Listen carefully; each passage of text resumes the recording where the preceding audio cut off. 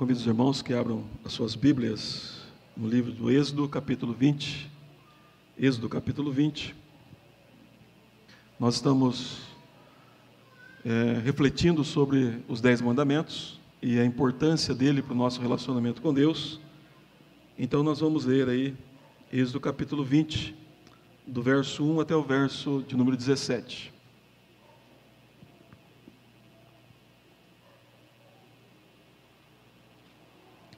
Êxodo capítulo 20, do verso 1 até o verso de número 17.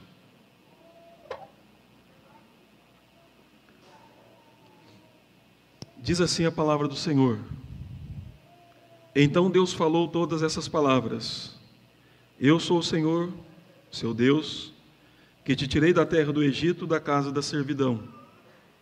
Não tenha outros deuses diante de mim.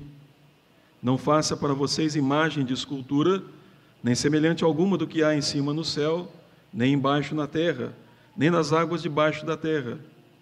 Não adore essas coisas, nem preste culto a elas, porque eu, o Senhor, seu Deus, sou Deus zeloso, que visito a iniquidade dos pais nos filhos até a 3ª e 4ª geração daqueles que me odeiam, mas faço misericórdia até 1000 gerações daqueles que me amam e guardam os meus mandamentos.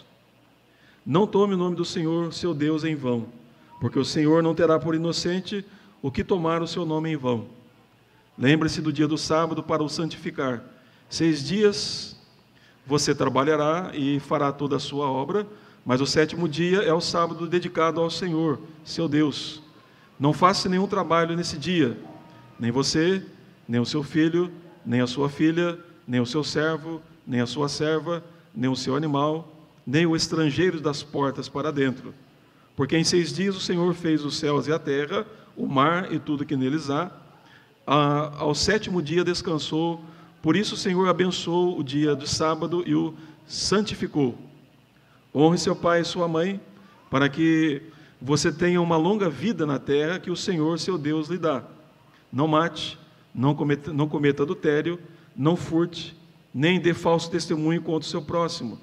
Não cobice a casa do seu próximo, não cobice a mulher do seu próximo, nem o seu servo, nem a sua serva, nem o seu boi, nem o seu jumento, nem coisa alguma que pertença ao seu próximo. Não tenha outros deuses diante de mim. Meus amados irmãos, no domingo passado, eu procurei mostrar para os irmãos que essa declaração, ela demonstra primeiramente que há um Deus vivo e verdadeiro, não há competidores com Deus, Ele é o único Deus. Também disse para os irmãos que essa expressão aqui nos 10 mandamentos, ela mostra que há um Deus soberano que reina sobre todas as coisas e que governa sobre todas as coisas. Também procurei mostrar para os irmãos que essa declaração, ela nos revela um Deus que é todo suficiente. Ele não precisa da criação que Ele trouxe à existência, mas toda a criação, todo ser que existe, precisa de Deus, Ele mantém todas as coisas. Então, por isso, Deus é a fonte de todo o bem.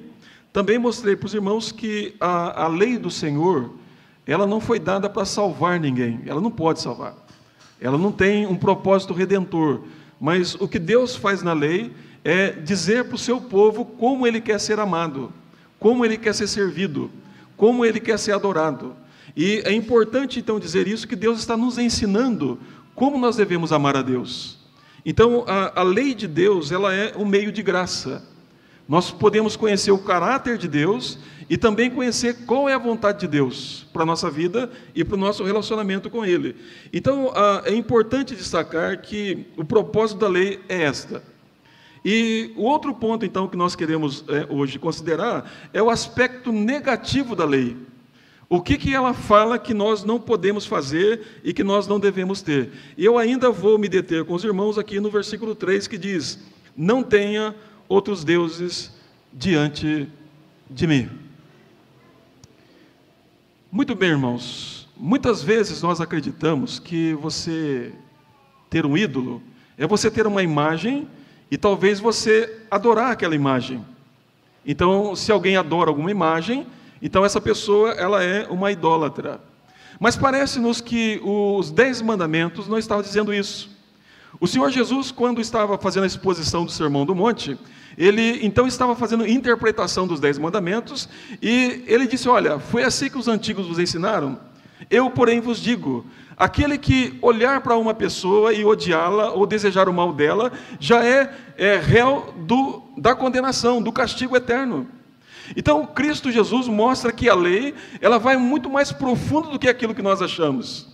Não é uma questão de fazer, é uma questão de pensar, de desejar ou de praticar alguma coisa que não está de acordo com o Senhor. Mas isso, primeiramente, nasce no coração. Não pense, os irmãos, que os pecados que são cometidos foi sem querer ou foi por acaso. Não, isso nasce no coração. Vem do coração. Então Jesus mostra que a lei verdadeira, os 10 mandamentos, ela analisa, ela investiga, ela prescruta o coração humano e revela para nós quem nós somos, quem Deus é e como Deus quer ser servido. Então a questão aqui, não tem outros deuses diante de mim, o que isso implica? O que isso significa? Eu quero fazer isso aqui, irmãos, de uma maneira bem simples, para que os irmãos entendam. Deus diz assim: não tenha outros deuses diante de mim. Agora, vamos fazer um teste aqui. Deus diz: olha, ninguém pode ocupar o meu lugar na sua vida. Você não pode amar ninguém mais do que eu. Você não pode desejar ninguém mais do que eu. Você não pode querer ninguém mais do que eu. Você precisa e você deve, porque eu sou Deus, toda a adoração, todo o serviço, todo o amor, toda a alegria deve estar voltada para mim. Agora, deixa eu perguntar para os irmãos: onde está a sua fé? Em quem você mais confia? Eu posso aqui dar alguns exemplos do que é um ídolo, o que pode ser colocado no lugar de Deus. Por exemplo, tem pessoas que acreditam na fé dela. Elas têm a fé dela como a base da vida dela. Ou seja, eu creio em determinadas coisas, e é isso que eu creio, é isso que eu faço. Ela está depositando a fé não em Deus, mas em algo que ela acredita ser verdadeiro, que ela acredita ser real. Ela não analisou as Escrituras, ela não investigou as Escrituras, ela não pensou sobre o que as Escrituras dizem, mas ela diz: olha, é da forma que eu penso, é da forma que eu acho, é que eu acredito. Você é alguém assim? Se você é alguém assim, pensa bem, os 10 mandamentos estão dizendo que você é um idólatra, porque você acredita em algo que você acha que é certo, que você acha que é correto. Mas ainda há aqueles que colocam a sua fé nas experiências. Por exemplo, muitas vezes quando alguém dá um testemunho de conversão, eu não estou dizendo que isso não é legítimo. Olha, eu ouvi a mensagem do Evangelho, eu chorei, e aí houve uma coisa tão gloriosa ali que eu fiquei encantado com aquilo. Então, ele tem como base da salvação dele, como base da fé dele, a experiência dele. Mas qual o problema da experiência, irmãos? A experiência passa, as emoções passam, e depois, o que vem? E aí a pessoa começa a correr atrás de experiências, e querendo ter experiências. Então, há aqueles que colocam a sua fé na experiência. Se eu não ver, se eu não tocar, se eu não sentir, então eu não creio. Então você pode fazer disso um Deus, porque o seu coração está ali. Você precisa sentir, você precisa tocar, você precisa experimentar. Então isso também pode ser um Deus. Pode ser um Deus. Mas há também aqueles que colocam a sua fé na felicidade. Não, eu quero ser feliz. Eu vou casar para ser feliz, eu vou ter filhos para ser feliz, eu vou ter um bom emprego para ser feliz. Então, tudo que ele busca para satisfazer o coração dele.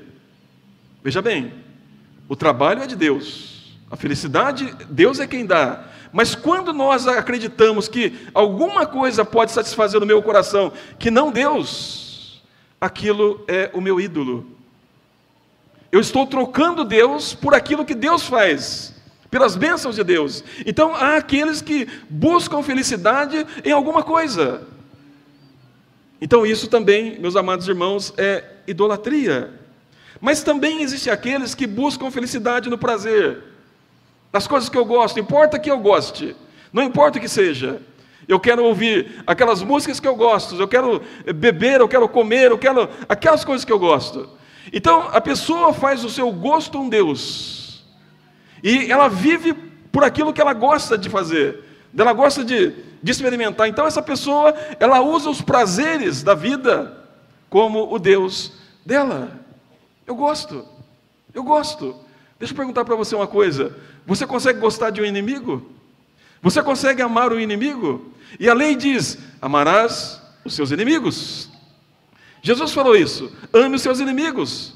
Se ele está com fome, dê comida para eles. Se ele está com sede, dê bebida para ele. Se ele não tem casa, compre uma casa e dê para ele. Se ele não tem roupa, dê roupa para ele. Faça o bem para ele. Mas o ponto é, se nós ficarmos baseados no prazer e no sentimento, nós não faremos isso, porque inimigo nós odiamos. Então, quando nós colocamos alguma coisa no lugar de Deus, isso é o problema. Mas ainda, irmãos, e tem aqueles que têm fé em si mesmos. Eu confio na minha força, eu confio na minha capacidade, eu confio na minha experiência, eu confio nos meus estudos, nos cursos que eu tenho, de mestre, de doutor, de PhD, assim por diante. Então, eu confio porque eu sou uma pessoa capaz. A pessoa faz daquilo que ele é, ou de si mesmo, um Deus. Quando ele coloca a confiança nele mesmo, ele está trocando Deus e colocando uma outra coisa. Eu sou capaz, eu faço. Abraão, quando falou com Deus, ele diz: eu que me atrevo a dizer ao Senhor, eu que sou pó e cinza, me atrevo a me dirigir ao Senhor. Então, observe, os irmãos, que os 10 mandamentos, ele está investigando o coração. Então, idolatria não é simplesmente nós termos uma imagem e adorar aquela imagem, mas tudo aquilo que nós colocamos no lugar de Deus, e que Deus não tem a prioridade em nossa vida, nós somos ou estamos cometendo uma idolatria, porque eu estou adorando, desejando e amando algo que não é Deus, Então veja a profundidade dos 10 mandamentos, e o ponto é que se nós amamos alguma coisa, e se nós desejamos alguma coisa, e se nós então nos prendemos a alguma coisa, mais do que Deus, nós somos idólatras. Eu quero fazer um desafio para os irmãos que eu fiz comigo essa semana. Tente anotar quantas vezes você pensa em Deus, você fala com Deus, você fala de Deus, você busca pensar nas Escrituras, você busca analisar quem Deus é e conversar com Deus e adorar a Deus durante a semana. Você vai ter uma grande surpresa. Você vai descobrir que algo está no seu coração que não é Deus.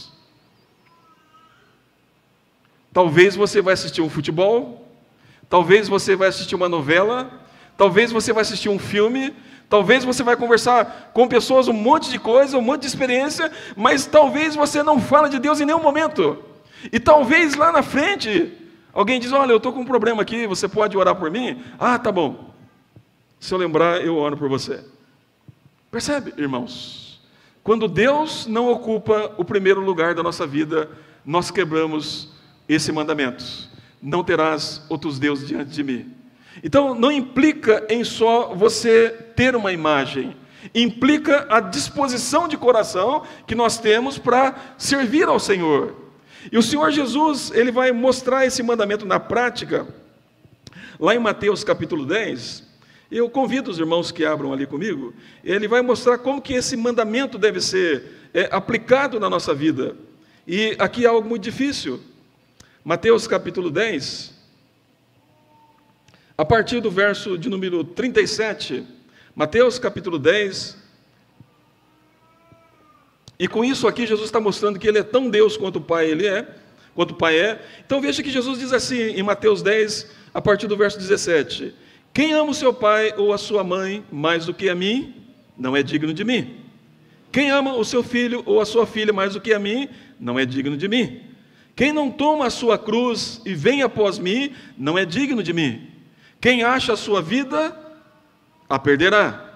E quem perde a sua vida por minha causa, achará. Então, observe que Jesus está pegando os 10 mandamentos, e ele diz: olha, está vendo aquele mandamento lá, aquele primeiro? Sim, fui eu, e sou eu. A pergunta é: quem você ama mais do que a mim? Se você amar algo mais do que a mim, ainda que seja legítimo, você não é digno de mim. Percebe, meus amados irmãos e ouvintes, a profundidade disso? Então, o ponto é: nós pensamos, nós falamos, nós agimos com aquilo que nos motiva, com aquilo que nós amamos, com aquilo que nós queremos, com aquilo que nós desejamos. É isso que vai impulsionar a nossa vida, é isso que vai impulsionar os nossos sentimentos, é isso que vai impulsionar o nosso coração. Então, se Deus é o foco do meu amor, se Deus é o centro da minha vida, e se eu amo a Deus de todo o coração, com certeza toda a minha vida, todo o meu pensamento, toda a minha força física e espiritual será gasto em serviço a Deus. O Senhor Jesus ensinou muito bem os seus discípulos, quando Ele diz assim, olha, a minha comida é fazer a vontade do meu Pai que está no céu. Eu pergunto para você, porque a Bíblia diz que nós temos que ser imitadores de Cristo. Qual é a sua comida? Qual é o seu desejo? O que mais você quer na sua vida? Você já pensou nisso? E é isso que você quer, que é o seu Deus. Mas Deus diz, não tenha outros deuses diante de mim. Meus amados irmãos, um escritor puritano, ele disse o seguinte: entendemos que a única maneira de vivermos o pleno evangelho é negar todo o prazer, a busca da felicidade, do sucesso, mas investir todo o tempo, toda a força, todos os recursos que nós temos na busca do conhecimento e da comunhão com Deus. Veja que os puritanos, eles foram os crentes que eles foram, porque tudo que eles tinham, eles investiram no conhecimento de Deus, na busca de Deus. Eles desejavam a Deus, e não eram pessoas diferentes de nós. Eram homens e mulheres pecadores que eles foram transformados e convertidos, mas que o coração deles foi centrado em Deus. E de onde eles estavam tirando isso? Por exemplo, Deuteronômio, capítulo de número 6.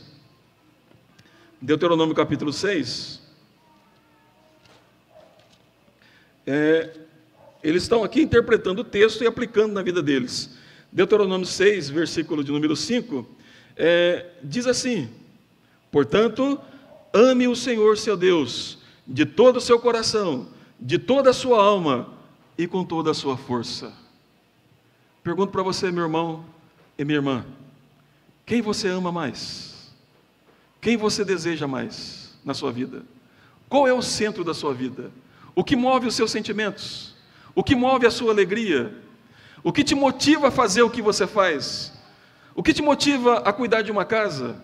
O que te motiva a você dar aula? O que te motiva a você cuidar da família? O que te motiva a você a trabalhar? O que te motiva a você a ser o que você é? Então observe que o que o mandamento nos ensina é que Deus, e somente Deus, mas ninguém além de Deus, deve ser o foco da nossa vida e do nosso amor. Não terás outros deuses diante de mim. Não terás outros deuses diante de mim. Então, meus amados irmãos, nesse primeiro momento nós temos que entender o seguinte: os 10 mandamentos está dizendo para nós como Deus quer ser amado. Ou seja, Deus está dizendo para nós, olha, eu vou ensinar vocês como eu quero ser amado.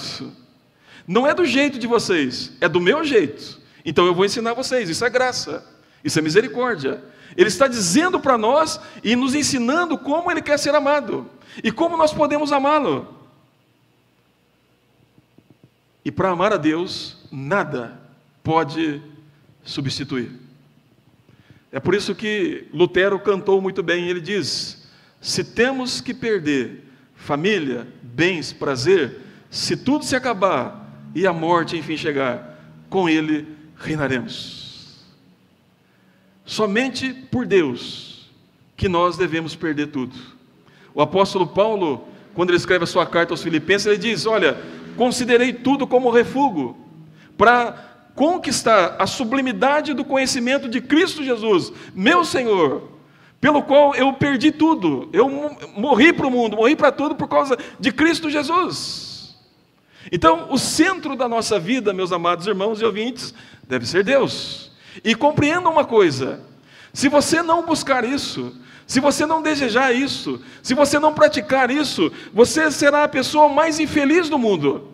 Porque toda a minha vida depende de Deus. A minha felicidade depende de Deus, Ele é a fonte, é Ele que pode derramar sobre o meu coração alegria, e alegria plena e abundante. É o que Jesus falou, eu vim para que tenham vida e a tenham em abundância. Mas como ter essa vida?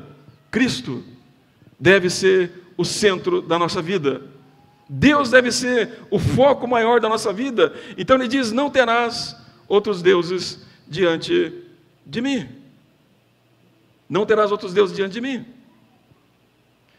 Mas ainda, irmãos, o mandamento, ele nos revela algo importante aqui. Eu chamo a atenção dos irmãos novamente para o capítulo de número 20 de Êxodo. Então ele diz, não terás outros deuses diante de mim. O que isso mais implica? Além de nós não termos outros deuses diante do Senhor, Ele quer que você, então, o busque. Ele quer que você, então, o ame. Ele quer, então, que você o deseje. Ele quer, então, que você se encontre com Ele. Quero lembrar os irmãos que o problema do pecado é isso. Nós fugimos de Deus. Nós corremos de Deus. Nós queremos nos esconder de Deus. E onde começou isso? Foi lá no Éden. Adão, quando ele pecou, o que ele fez? Deus vinha todo dia ali para ter comunhão com ele, e quando ele escuta Deus caminhando pelo jardim, ele se esconde. E aí Deus pergunta, Adão, onde estás? Ele diz assim, olha, eu ouvi a tua voz e tive medo, escondi. Teve medo? Comeste da árvore que eu ordenei que você não comesse? Ah, foi a mulher que me fez comer. Por que você fez isto? Ah, foi a serpente que me fez comer. Os irmãos percebem? Fugiram de Deus, se esconderam de Deus. Mas se Adão fosse um homem que amasse a Deus, ele iria correr para Deus e dizer, Senhor, pequei contra ti. Eu comi do fruto que o Senhor disse para que eu não comesse. Eu desobedeci os seus mandamentos, eu transgredi a sua ordem, eu ofendi ao Senhor, eu insultei ao Senhor, eu desprezei tudo aquilo que o Senhor fez comigo e me deu. Eu pequei contra ti. Mas por que ele não fez isso? Porque uma vez que o pecado contaminou o coração, meus amados irmãos, nós não queremos Deus. Essa é a realidade de todo ser humano. Como assim? Não, nós não queremos Deus. Muitas vezes nós buscamos Deus por aquilo que Ele pode dar. Agora, eu vou mostrar algo para os irmãos que é verdadeiro com vocês.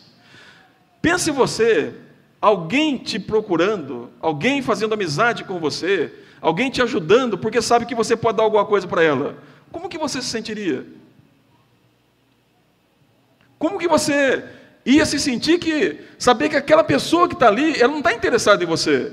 Ela está interessada somente naquilo que você pode fazer por ela. É por isso que ela é sua amiga. É por isso que ela te busca. É por isso que ela te procura. Como que você se sentiria? Não é verdade? Agora, veja bem Deus. Se você busca Deus só por aquilo que Deus pode te dar, isso é uma ofensa para Deus. Isso é uma ofensa para Deus.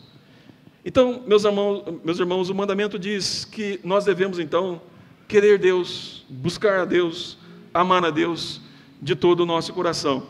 E creio que o Salmo 100 nos ajuda a entender como Deus quer isso. Então, veja bem, eu creio que todos os irmãos aqui têm atividades no dia a dia, e aí Deus está dizendo para você, então, como que você deve fazer essas atividades. Lá no Salmo 100, ele vai dizer assim, é um salmo que nos chama para a alegria em Deus, e a nossa satisfação em Deus. Ele diz assim, olha, celebrem com júbilo ao Senhor todas as terras, sirvam ao Senhor com alegria, apresentem-se diante dele com cântico, saibam que o Senhor é Deus, foi Ele que nos fez, e dele somos povo do seu rebanho, e rebanho do seu pastoreio. Entrem por suas portas com ações de graças, e nos seus átrios com hinos de louvor.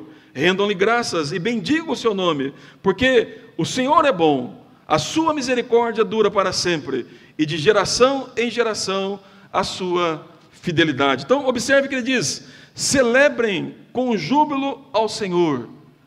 Como que você veio para o culto hoje? Com alegria? Sirva ao Senhor com alegria. Quando você faz alguma coisa, como que você faz? Quando você varre, quando você escreve, quando você canta, quando você pinta, quando você constrói alguma coisa, como que você faz? É com alegria? Sirvam ao Senhor com alegria. Apresentem-se diante dele com cânticos ou cântico. A ideia aqui é alguém que está explodindo de alegria por Deus, por causa de Deus, de quem Deus é. Aí ele diz, então, façam isso com cânticos. Ele diz, e saibam disso, que somente e ninguém mais, somente Deus, somente o Senhor é Deus. Ele é o nosso Criador. Nós pertencemos a Ele. Nós somos o seu povo. E nós somos cuidados e pastoreados por Deus, conforme o Salmo nos ensina. Deixa eu perguntar para você, você tem alegria em Deus? Você tem prazer em Deus? O primeiro mandamento diz isso, que você deve servir ao Senhor com alegria. Você deve apresentar diante dEle com cânticos de alegria. Você deve estar diante dEle e louvando a Ele com júbilo no coração, porque Ele é Deus. Ele nos fez, Ele nos criou, Ele nos pastoreia. É dEle que vem todo o bem que nós precisamos. Sirvam ao Senhor com alegria. Então, meus amados irmãos, o lado negativo do mandamento é: qual é o Deus que eu tenho colocado no coração, no meu coração, no lugar de Deus? Eu vou dizer uma coisa para você. Aquilo que você mais ama é aquilo que você mais vai falar. É por aquilo que você vai mais sentir. É por aquilo que você vai mais viver, vai trabalhar, vai fazer o que você faz. É aquilo que está no seu coração, que domina o seu coração, é que vai dominar a sua mente, as suas emoções e todas as suas ações. Como alguém já disse, você quer conhecer o Deus daquela pessoa? Olhe para ela, veja o que ela fala, veja como ela age, e você vai saber quem está controlando a mente e o coração dela. Então o ponto é, quem é o Deus que você serve? Se for outra pessoa, se for uma outra coisa, você, assim como eu também, somos idólatras. Não terás outros deuses diante de mim. Deus falou, a minha glória eu não reparto com ninguém. Não reparto a minha glória com ninguém. Não dou a outrem a minha glória. Então, meus amados irmãos, os 10 mandamentos nos ensinam a isso. Mas, pastor, eu pequei. De fato eu fiz isso. O que eu devo fazer agora? Como eu devo então restaurar a minha vida? Como eu posso ter esse prazer em Deus e buscá-lo? Então, meus amados irmãos, concluindo aqui, eu quero chamar a atenção de alguns dos irmãos para isso. Primeiro, vamos lá para Josué, capítulo 24. Josué dá uma dica importantíssima ali para nós, e ele faz com que a gente venha avaliar o nosso coração. Josué, capítulo 24, versículo 23. Então, vamos aqui parafrasear isso que Josué está ensinando aqui.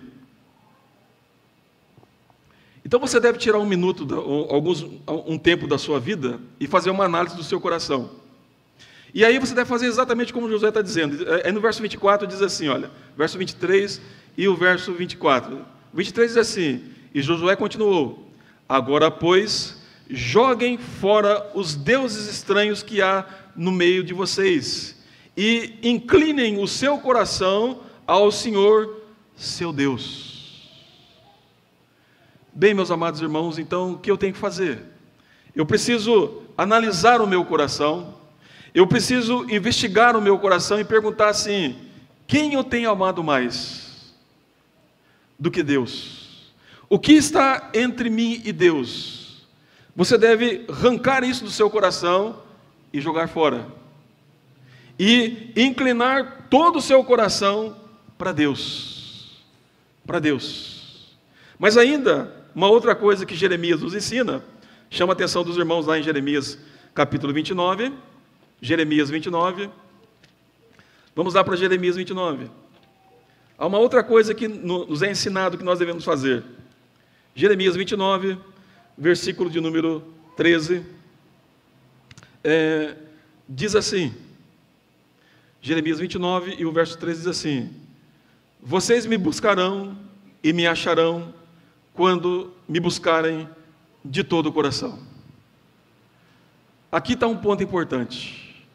Deus não foge de nós, Deus não se esconde de nós, mas observe que primeiro eu tenho que confessar a Deus o meu pecado de não amá-lo e de ter algo no meu coração, mas na sequência eu devo fazer o seguinte, o que Deus está dizendo: me busquem de todo o coração, me busquem de todo o coração, e quando vocês me buscarem, vocês irão me achar. Eu me deixarei achar por vocês. Então, meus amados irmãos, o que nós devemos fazer é isso: dizer, Senhor, de fato, eu não te amo como eu deveria amar, eu não te busco como eu deveria buscar, de fato, eu coloquei outras coisas no meu coração que não é o Senhor, eu concentrei mais a minha vida, os meus pensamentos, as minhas emoções, os meus desejos, nisso e não no Senhor, mas eu estou aqui para ser restaurado por Ti, eu estou aqui para ser transformado pelo Senhor, eu quero Te amar mais, eu Te desejo mais, eu quero Te buscar mais, de todo o meu coração. Então, ajude-me, tenha misericórdia de mim que sou pecador. Nós precisamos, irmãos e ouvintes, buscar a Deus e desejar Deus. Ele é a fonte da vida. Não há felicidade, não há prazer que satisfaça o nosso coração, a não ser em Deus. E é por isso que Ele deu os mandamentos, para nos ensinar a amá-lo, para que nós experimentemos de fato da felicidade que vem dEle, não que o mundo proporciona. Você pode ser bem-sucedido em todas as coisas, mas se você não tiver Deus, você será a pessoa mais infeliz do mundo, mais frustrada do mundo. Mas como que nós podemos nos restaurar então? Aí o Senhor nos ensina: vocês me busquem, e quando vocês me buscarem, vocês vão me achar, mas me busquem de todo o coração. Eu quero o seu coração para mim, ele me pertence, eu o criei com esse propósito, para que vocês se satisfaçam em mim, e mais nada além de mim, porque eu sou o Senhor seu Deus, que te tirou da terra do Egito, da casa da servidão. Não terás outros deuses diante de mim. Não terás outros deuses diante de mim. Talvez você dirá assim: mas pastor, eu não consigo fazer isso. Então, eu vou te ensinar de novo.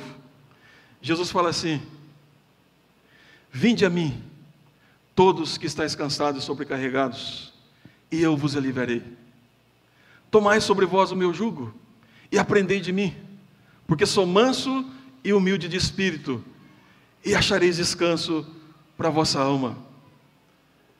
Vá a Cristo, busque a Cristo, queira a Cristo, clame por Cristo, se entregue a Cristo, deseje a Cristo, não pense em mais nada a não ser Cristo, e busque isso com toda a sua vida, com toda a sua força. Invista o seu dinheiro, invista o seu tempo, invista a sua energia, as suas emoções em Cristo. Perca tudo, mas não perca Cristo, porque Ele é a razão da minha existência e da sua existência. Ele é a razão da minha vida e da sua vida. Se você não tiver Cristo, a sua vida não tem sentido nenhum. Vá a Cristo e clame por Cristo com toda a sua força. Venha a mim, busquem a mim, é isso que Jesus nos ensina, e eu vos darei descanso. Que Deus os abençoe, amados irmãos, e que Deus assim incline o nosso coração para buscá-lo com toda a nossa força.